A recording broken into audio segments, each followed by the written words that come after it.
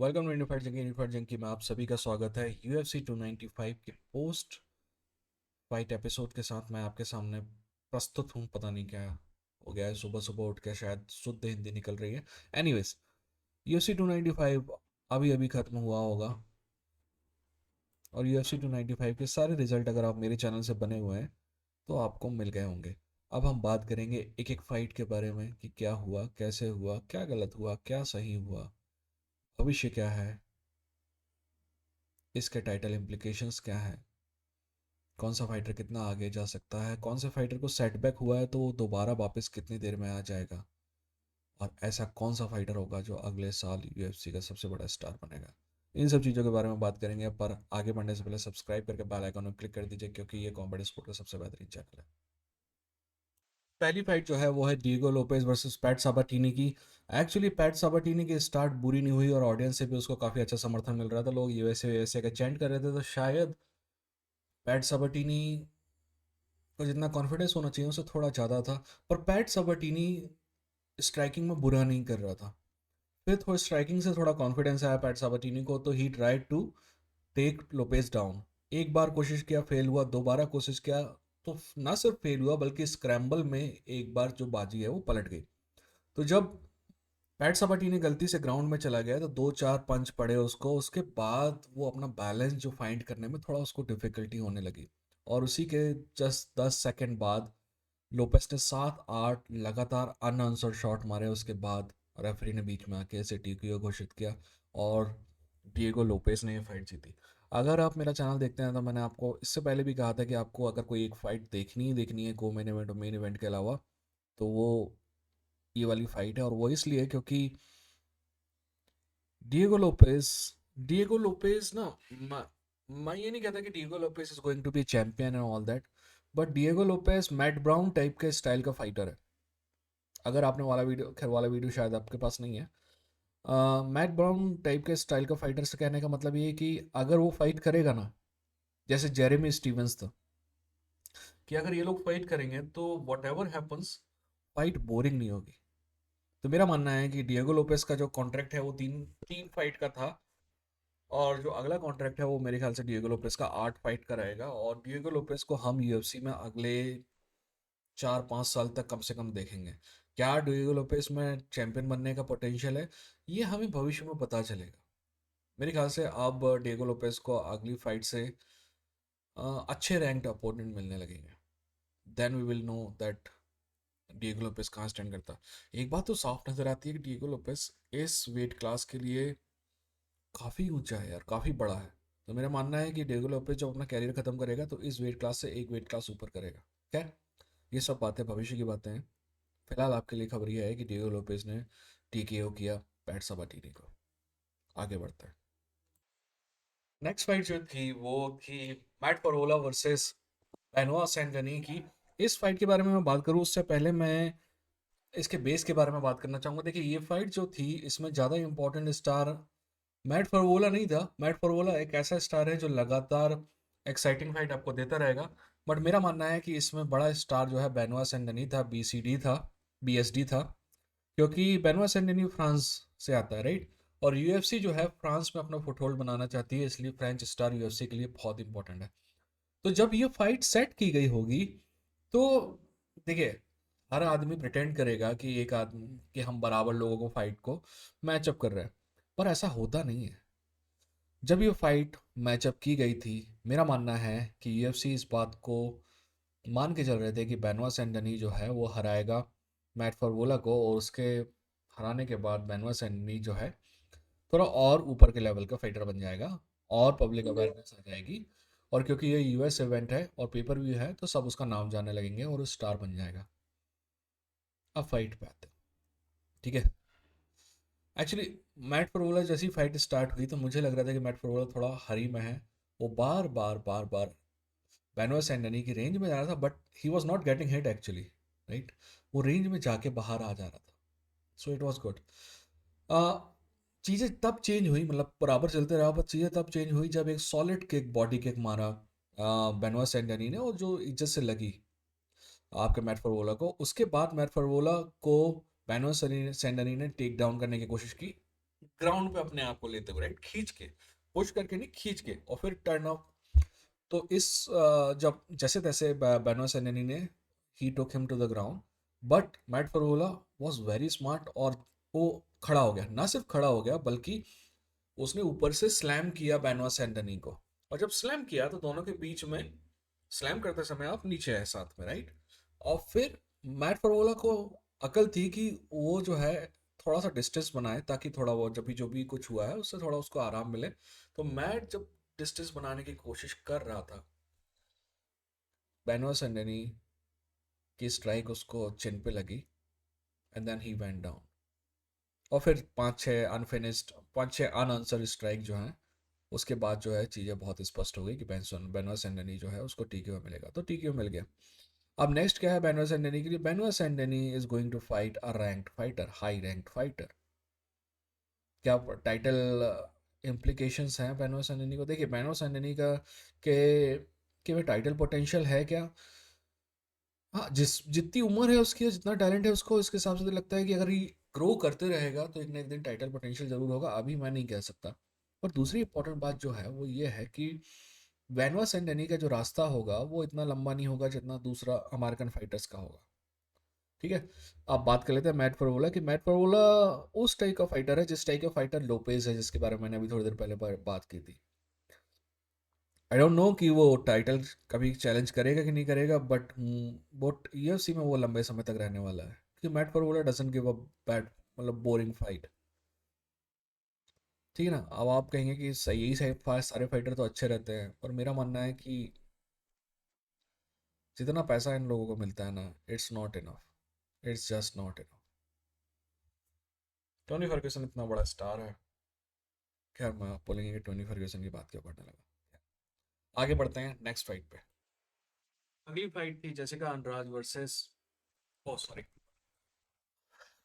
I am sorry, अगली fight थी Jessica Andrade versus Mackenzie Dern की। इस फाइट के पहले मैंने आपको बता दिया था कि मैकेंजी डर्न के बारे में माना जा रहा है कि she is going to be the future star of UFC, और उसके जो पोर्टफोलियो है उसमें कोई बड़ा स्टार अभी तक नहीं है, कोई बहुत बड़ा स्टार। इसीलिए, सॉरी, मैकेंजी डर्न के बारे में ये माना जा रहा था कि वो फ्यूचर स्टार होने वाली है यूएफसी की, इसीलिए उसके पोर्टफोलियो में कोई बड़ा स्टार लाने के लिए जेसिका अंड्रास से फाइट की गई थी। मैच मेकर का ये ध्यान था कि ये फाइट जो है जेसिका अंड्रास हारेगी और मैकेंजी डर्न जीतेगी, जिससे कि वो बड़ी स्टार बन जाएगी और एक फाइट और करा के उसको टाइटल शॉट दे देंगे, because she is beautiful, she is attractive, she has potential to be star. But बाकी सारी चीज़ें ठीक हैं, बट आपको फाइटर भी होना पड़ता है। क्या मैकेंजी डन बुरी है? I don't think so, but she needs improvement. ये जो फाइट स्टार्ट हुई तो Mackenzie Dern actually was looking good. ना सिर्फ she was looking good, she was finding her target. ठीक है ना, कोई दिक्कत नहीं, डिस्टेंस मेंटेन कर रही थी, बट एक प्रॉब्लम मैकेंजी डन की थी कि उसके हाथ काफ़ी नीचे थे और चिन जो है प्रोटेक्टेड नहीं थी। मैकेंजी डन ने लगभग 1 मिनट के आसपास टेक डाउन किया, जो परफेक्ट नहीं था, इसलिए जेसिका जो है ऊपर उठ गई, राइट। उसके बाद भी जेसिका, मैकेजिडन जो है ना, कई बार कॉम्बिनेशन मार रही थी, और लगभग अगर 5 का कॉम्बिनेशन था तो उसमें से 3 जो है जेसिका को टच कर रहे थे, बट जेसिका जो है कोई ज़्यादा फर्क पड़ नहीं रहा था जेसिका राज को उन सबसे। और फिर लगभग 3.5 मिनट के आसपास जेसिका ने नॉकडाउन किया मैकेजिडन को। और फिर जो पड़ला है जो है हल्का सा जेसिका के पक्ष में आता गया। उसके बाद जेसिका ने एंड में लगभग फिनिश कर दिया था। जब मैकेंजी जेसिका ने लगभग फिनिश कर दिया था डर्न को, बट बैल से बच गई डर्न। और जब फाइट में दोबारा आई तो एक्चुअली शुरू के 15 सेकंड के लिए मैकेंजी डर्न फिर से अच्छी लगी, बट प्रॉब्लम अभी भी वही थी, she was not protecting her chin. Jessica Andrade ने एक नहीं, दो नहीं, 3 बार नॉकडाउन किया, और तीसरी बार नॉकडाउन करने के बाद रेफरी हैज सीन इनफ। उसने तो वेट भी नहीं किया कि आनंद शॉट स्ट्राइक हो, टीकेओ घोषित किया, और जेसिका अंड्रास ने फाइट जीती। क्या इस फाइट को जीतने के बाद जेसिका अंड्रास जो है वापस टाइटल पिक्चर में आ गई है? नहीं दोस्त, जेसिका अंड्रास वापस कहीं नहीं आई है। बढ़िया है कि जेसिका अंड्रास अभी जहाँ थी वहीं है। नहीं, she was looking very dangerous fight के पहले, she was looking very determine fight के पहले। एंड कमेंटेटर ने कहा था कि ये बेहतरीन है ना, क्या कहते हैं उसको, अंडरडॉग पिक होगी। मैंने कहा था बिल्कुल 100% बेहतरीन अंडरडॉग पिक थी, जिस किसी ने पिक किया होगा पैसा बनाया होगा। एनीवेज, चलते हैं अगली फाइट की तरफ। ओके, अब बात करते हैं Tom Aspinall versus Sergei Pavlovich की फाइट के बारे में। इस फाइट के बारे में ज़्यादा बात करने के लिए है नहीं, इसलिए इस फाइट के पहले जो कुछ हुआ उसके लिए मैं बात करना चाहूँगा। देखिए, टॉम एस्पिनॉल ने काफ़ी इंटरव्यू में कहा कि आजकल मैं जो है हैवीवेट के साथ प्रैक्टिस कर रहा हूँ, उससे ज़्यादा कॉन्फिडेंस बढ़ रहा है मेरा। सिंपल है, हैवीवेट जो है इतने ज़्यादा स्किल फाइटर नहीं होते हैं। टॉम एस्पिनॉल इससे पहले छोटे फाइटर्स के साथ फाइट कर रहा था, वो ज़्यादा स्किल होते हैं, तो वो ज़्यादा अच्छा चैलेंज दे सकते हैं। लाइट हैवीवेट ज़्यादा बेहतर चैलेंज देगा टॉम एस्पिनॉल को, स्पीड के मामले में, स्किल्स के मामले में, टैक्टिक्स के मामले में, स्ट्रेटजी के मामले में। बट हैवीवेट कम चैलेंज देंगे। हैवीवेट इकलौती जगह जहाँ चैलेंज दे सकते हैं वो है ग्राउंड में, प्रेशर में। बाकी हैवीवेट कहीं भी किसी भी क्लास से बेहतर नहीं होता है। इसीलिए टॉम एस्पिनॉल अगर हैवीवेट से ट्रेनिंग कर रहा है तो उसको ज़्यादा कॉन्फिडेंस मिलेगा ही। अब बात यह है कि ये तो प्योर चूतियापा है। अगर मैं होगा कोच तो मैं हैवीवेट की जगह जो लाइट हैवीवेट है या फिर इवन मिडल वेट से स्पारिंग कराऊंगा, ये कराऊंगा। तो एक्चुअली ये बात अच्छी नहीं है, बट कमेंटेटर इसको ऐसे पेश कर रहे थे जैसे बहुत अच्छी बात है। पता है क्यों? क्योंकि टॉम एस्पिनॉल बार बार इसके इंटरव्यू में कह रहा था, यानी कि अपना दिमाग नहीं लगाने का, एक बात जो है उसको रिपीट करे जाओ कि हैवी वेट के साथ कर रहे हैं आप प्रैक्टिस तो आप ज़्यादा कॉन्फिडेंस। एनीवेज, ये फाइट शुरू हुई और ख़त्म हो गई। टॉम एस्पिनॉल ने नॉकआउट किया पॉब्लोविच को। मेरे पास ज़्यादा कुछ कहने के लिए इस फाइट में है नहीं, क्योंकि ज़्यादा कुछ हुआ नहीं। पहले पाव्लोविच की बात कर लेते हैं। पाव्लोविच का फ्यूचर है, और मेरा मानना है कि एक दिन पाव्लोविच चैंपियन बनेगा। बनेगा, आप देखिएगा। टॉम एस्पिनॉल, अगर टॉम एस्पिनॉल ओवरकम कर सकता है जॉन जोन्स को, तो Jon Jones is going to be gone and Tom Aspinall is going to become Jon Jones of heavyweight division. अगर जॉन जोन्स को ओवरकम कर पाता है टॉम एस्पिनॉल, तो आप ये मान के चलिए कि अगले 5 साल तक आपको एक ही चैंपियन दिखाई देगा, और उसका नाम है टॉम एस्पिनॉल। और इसमें जो है ना हल्का सा एक कमीनापन है जो यूएफसी ने अभी रिसेंटली किया है। क्या हुआ कि टॉम एस्पिनॉल को जब फाइट ऑर्डर की गई ना, ऑफर की गई, तो मतलब यूएफसी ने, टॉम एस्पिनॉल ने कहा कि I will fight but I need more money. तो जिसने कहा, अरे डरने की कोई बात नहीं, हम नया कॉन्ट्रैक्ट भेज रहे हैं, ठीक है ना। अब नया कॉन्ट्रैक्ट अगर भेजा होगा तो कम से कम 6 फाइट का होगा, यानी कि टॉम एस्पिनॉल अगले 5 टाइटल डिफेंस भी करेगा ना, तो उसका प्राइस इतना ज़्यादा नहीं बढ़ पाएगा। So that's, I want more money for fighters man. Ari Emanuel, Dana White, Vince McMahon के पास बहुत पैसा है। कल तक टॉम एस्पिनॉल को वो लग रहा होगा कि वो जो नया कॉन्ट्रैक्ट है ना, वो उसके लिए बेहतर है। बट आज, अभी जब मैं वीडियो रिकॉर्ड कर रहा हूँ, टॉम एस्पिनॉल और टॉम एस्पिनॉल की टीम को रियलाइज़ हो रहा होगा कि यार गड़बड़ हो गई, और पैसा मांगना था, ठीक है ना। अब आप कहेंगे कि पेपर व्यू भी तो मिलेगा। प्रॉब्लम ये है कि पहले क्या होता था कि पेपर व्यू जो है ना, पेपर व्यू को यूएफसी बहुत ज़्यादा प्रमोट करता था, क्योंकि 600,000 पेपर व्यू की गारंटी नहीं थी ईएसपीएन की तरफ से, ठीक है ना। आज तो ईएसपीएन की तरफ से गारंटी है, तो पेपर व्यू के प्रमोशन का काम सारा जो है ईएसपीएन के पास है। तो पेपर व्यू उतने हाई नहीं जाते जितने जाने चाहिए, पहले जाते थे, क्योंकि यूएफसी उनको उस तरीके से प्रमोट करता था। अभी क्या है, यूएफसी के पास 600,000 पेपर व्यू की गारंटी है। पर 600,000 पेपर व्यू की गारंटी है तो क्या इसका मतलब ये है कि 600,000 पेपर व्यू की गारंटी स्टार को भी है, फाइटर्स को भी है? नहीं है। अगर 300,000 पेपर व्यू होते हैं तो फाइटर्स को 300,000 के हिसाब से ही पेमेंट मिलेगा, ठीक है ना। उनको नहीं मिलेगा कि 600,000 गारंटी है तो उनको 600,000 के हिसाब से मिले। हाँ, उसके ऊपर जाता तो that's a different thing. But कितना मिलता है? $3, $2 एक्स्ट्रा पर पेपर व्यू। 79, 69, कभी कभी $89 का पेपर व्यू है, उसमें $3 आपका है। Give me a break. Anyways, आगे बढ़ते हैं मेन इवेंट की तरफ। अब अंतिम फाइट के बारे में बात कर लेते हैं, Yuri Prochazka versus Alex Pereira की। हाँ, इस फाइट के बारे में बात करें उससे पहले मैं कहना चाहूँगा it was a great event. To be honest, मैं काफ़ी लंबे समय से यूएफसी देख रहा हूँ, बट इतना बेहतरीन प्रोडक्शन वैल्यू, इतना मतलब पहली बार ना कैमरा एंगल्स के साथ थोड़ा एक्सपेरिमेंट किया यूएफसी ने, and that was actually good. तो फाइट जैसे ही स्टार्ट होती है, एलेक्स की, जैसे कि मैंने कहा, the kicks are going to play a very important role, अगर आपने मेरा एनालिसिस देखा था तो। And kicks were playing very important role. Alex की किक से 2-4 बार जो है ना लिटरली वॉबली हो गया जीरी प्रोहास्का। जीरी प्रोहास्का को एंटिसिपेट करना एलिस के लिए थोड़ा डिफिकल्ट हो रहा था, क्योंकि यूरो प्रोहास्का ना ऑकवर्ड एंगल से आता है और ये ताकत हमेशा यूरो प्रोहास्का के साथ बने रहेगी। यूरो प्रोहास्का ने टेक डाउन करने की कोशिश की, थोड़ा बहुत चांस मिला स्टैंडिंग गिलोटिन करने का एलेक्स को, but he couldn't do it. Finally Alex got him down, but मेरे को नहीं लगता कि ज़्यादा डैमेज किया यूरो प्रोहास्का ने। अगर मैं डैमेज देखूँ तो यूरो प्रोहास्का का ग्राउंड पे डैमेज वर्सेस एलेक्स पेरेरा का किक के द्वारा डैमेज, तो मेरा मानना है कि एलेक्स पेरेरा ने ज़्यादा डैमेज किया था यूरो प्रोहास्का को किक से बनस्पत की। यूरो प्रोहास्का ने पंचेस से डैमेज किया ग्राउंड पे, तो मैंने ये राउंड जो है एलेक्स को दिया। अगर ये राउंड यूरो प्रोहास्का को भी दिया जाता तो मुझे कोई प्रॉब्लम नहीं होती, क्योंकि ग्राउंड बहुत क्लोज था। ये बस डैमेज डैमेज है, परसेप्शन है, सब्जेक्टिव है ना। मैंने एलेक्स को दिया, हो सकता है कि कोई और यूरो प्रोहास्का को दे दे। सेकेंड राउंड चालू हुआ।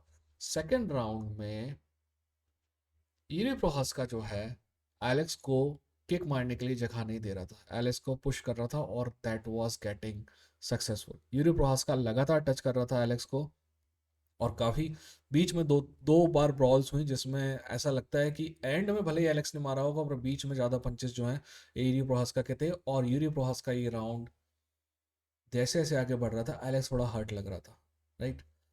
बट यूरी प्रोहास्का के साथ वही प्रॉब्लम है, यूरी प्रोहास्का ऑकवर्ड ज़रूर है, बट यूरी प्रोहास्का का डिफेंस वीक है। और डिफेंस वीक होने के कारण क्या होता है कि ही टेक्स पंचेस, बट आप ये गलती एलेक्स के सामने नहीं दोहरा सकते। And he got chance, he got his chain open और हुक मारा। एलेक्स जो है उसके पैर पे गिरा, उसके बाद दो तीन अनआंसर्ड पंचेस हैं। उसके बाद रेफरी ने फाइट रोक दी, टीकेओ घोषित कर दिया, एलेक्स जीत गया। अब बात जो चलेगी उसका जवाब मैं पहले से दे देता हूँ। लोग कहेंगे कि ये अर्ली स्टॉपेज है। क्या ये अर्ली स्टॉपेज है? ऐसा थोड़ा बहुत कह सकता, थोड़ा बहुत। एक्चुअली मुझे नहीं लगता कि अर्ली स्टॉपेज है, बट अगर कोई अर्ली स्टॉपेज कहे तो मैं मान सकता हूँ कि थोड़ा बहुत अर्ली स्टॉपेज है। बट अर्ली स्टॉपेज, एक अर्ली स्टॉपेज ये होता है कि यार अगर ये स्टॉपेज नहीं करता ना तो फाइटर ना बिल्कुल बच जाता और फिर फाइट लंबी चलती। मुझे नहीं लगता कि लंबी चलती, क्योंकि जब एलेक्स झुक के मार रहा था तो यूरी के पास कोई जवाब नहीं था, यूरी थोड़ा और डैमेज लेता। ये बात पहली बार नहीं है जब यूरी पास का एकदम से उड़ गया है ना। हमने डोमिनिक रियस फाइट के साथ देखा, मेरे को लगता है कि डोमिनिक रियस ने खत्म कर दिया था उसको, फिर भी उड़ गया 130 का टेक, राइट। बट रेफरी का काम है फाइटर को फाइटर से बचाना, and I think Mike Marc Goddard did his job. Alex Pereira ने बाद में चैलेंज किया इजराइल अदेसानिया को। मेरे ख्याल से that is the fight to make, that is the real fight to make. I know Jamal Hill is there. Jamal Hill, I don't think so. Jamal Hill is going to present any mm, challenge to Alex, but I think this Israel Adesanya chapters needs to be end. अब मैं actually पैसे के हिसाब से Israel अदेसानिया versus Alex फिर देखना, but मुझे पता है कि कौन बेहतर फाइटर है, ठीक है। So anyways it was a great event यार। एक भी फाइट अच्छा जजेस तक कोई भी नहीं है मेन इवेंट में, so it was great. Okay, अपना ख्याल रखिए, अपनों का ख्याल रखिए। ये तो इंडियन फाइट जंगी लड़ेंगे, जीतेंगे।